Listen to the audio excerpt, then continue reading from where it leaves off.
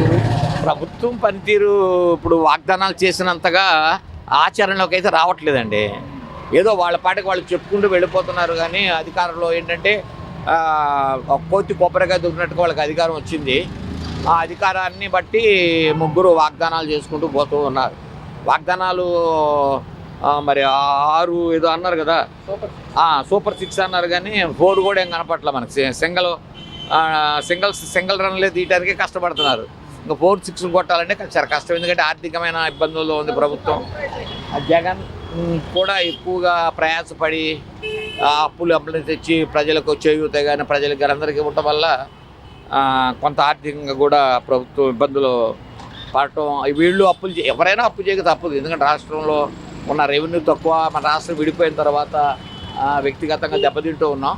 అయితే ఈ ప్రభుత్వం ద్వారా అయితే ప్రజలకు వనగూరిది ఏం లేదు. ప్రకటనలు తప్ప, ఆర్పాటం తప్ప, మీడియా తప్ప, ఏదో ఈనాడు, ఆంధ్రజ్యోతి వాళ్ళకి అనుగుణంగా రాయటం, వాళ్ళని ఆకాశానికి ఎత్తేయటం కూటమి ప్రభుత్వాన్ని తప్ప ఏమి లేదు. అంటే రాష్ట్ర ఖజానా చూస్తే ఖాళీగా ఉంది. జగన్మోహన్ రెడ్డి అన్ని పథకాలు ఇచ్చి రాష్ట్ర ఖజానా ఖాళీ చేశాడు. ఖాళీ చేశాడు అనటం కన్నా ఇచ్చాడు. ప్రజలకు ఇచ్చి కొంత మేలుకరంగా జరిగించాడు. కొంతమందికి ఆటో వాళ్ళకి చేయూతని, అమ్మఒడి అనేది అని. ఇప్పుడు సంవత్సరం అయిపోవస్తుంది, అమ్మఒడి దొరకలేదు. మళ్ళీ జూన్ నెల అంటారు. ఇంకో సంవత్సరం అంటే ఒక సంవత్సరం ఆగిపోయింది. జగన్న మటుకు ఏకి పారేశారు.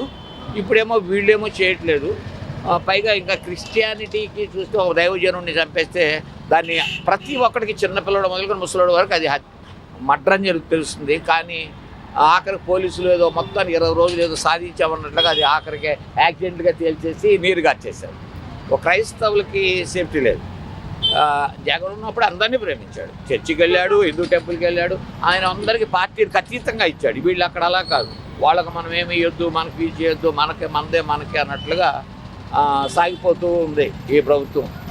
అది సార్. చంద్రబాబు నాయుడు గారు కొంతకాలంలో ఏమన్నారంటే వైసీపీ వాళ్ళకి పరోక్షంగానే ప్రత్యేకంగానే వాళ్ళకి ఎలాంటి పథకాలు మనం ఇవ్వద్దు, వాళ్ళకి పాములు, అవును కదా, పొట్లో పాలు పోసినట్లు అని చెప్పి. ఇప్పుడు ఒక ప్రభుత్వం అధికారం రావాలంటేనండి ఒక హిందూ వేస్తే ఓట్లు చాలు. ఒక క్రైస్తవుడు వేయాలి, ఒక ముస్లిం వేయాలి. అటు ఇటు కాని వారు, నాస్తికులు కూడా ఓట్లు వేస్తేనే ఒక రాష్ట్రం మెజారిటీ అధికారంలోకి వస్తుంది. అది ప్రజలు వేడంగా చూడాలి. కానీ అది వైపీసీ కార్యకర్తల లేకపోతే ఇంకో కార్యకర్తలా కాదు. ప్రజలకి ఏం కావాలి, వాళ్ళ అవసరతలు అందరితో పాటు సమానంగా చూసి వాళ్ళ అవసరతలు అక్కడ తీర్చాలి. అది చాలా స్వార్థపూరితమైన నిర్ణయం. అది వైసీపీ కూడా రియాక్ట్ అయింది. అవును, అది తప్పండి. జగన్ అందరికీ ఇమ్మన్నాడు. పార్టీలకు అతీతంగా ఎవరికైతే ఉన్నారో ఇవ్వండి అన్నాడు. వాలంటరీ వ్యవస్థను పంపించాడు. ఈరోజు వాళ్ళందరికీ జీతాలు లేకుండా ఈరోజు పాస్టర్లకి నిన్న ఆ యొక్క పడాల ప్రవీణ్ని మభ్యపెట్టడానికి 7 నెలలు శాలరీ పాస్టర్లకు విడుదల చేశారు. నేను ఒక పాస్టర్నండి. కానీ నేనైతే చిన్న పాస్టర్ గారిని. నాకు దేవుడు ఇస్తేనే తింటాను, పచ్చడి పిక్కలేను. కానీ ఏ ప్రభుత్వం మీద ఆనుకోలేదు, ఆధారపడలేదు. వాళ్ళ 5,000 మీద ఆధారపడలేదు. ఎందుకంటే దేవుడు పిలిచినోడు, మన నమ్మదగిన దేవుడు. మనం దేవుడి మీద ఆధారపడ్డాం, బ్రతుకుతున్నాం. అప్లికేషన్ అయితే పెట్టలేదు. నా దేవుడిని పెట్టే సాక్షిగా నేను నమ్ముకున్న దేవుడి సాక్షి చెప్తున్నాను. ఎందుకంటే ఈరోజు వాళ్ళెవరో ఇచ్చేదాని మీద మనం ఆధారపడితే రేపు అంటారు ధర్నాకు తీసుకురామంటారు 10 మందిని. ఆ రోజు 5,000 తీసుకున్నారు కదండి, మా 10 మందిని పంపండి ధర్నాకి అంటారు.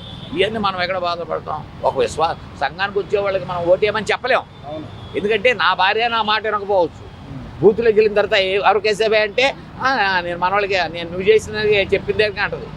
అలాంటి నిర్ణయాలు వల్ల ప్రజలకు మనం ఏదైనా చెప్పగలం. వాళ్ళ దగ్గర మనం తీసుకున్నాం అనుకోండి రూపాయి గారు పొలిటికల్ నాయకులారా, మనం వాళ్ళకి బానిసలు అయిపోవాలి. అందుకే నేను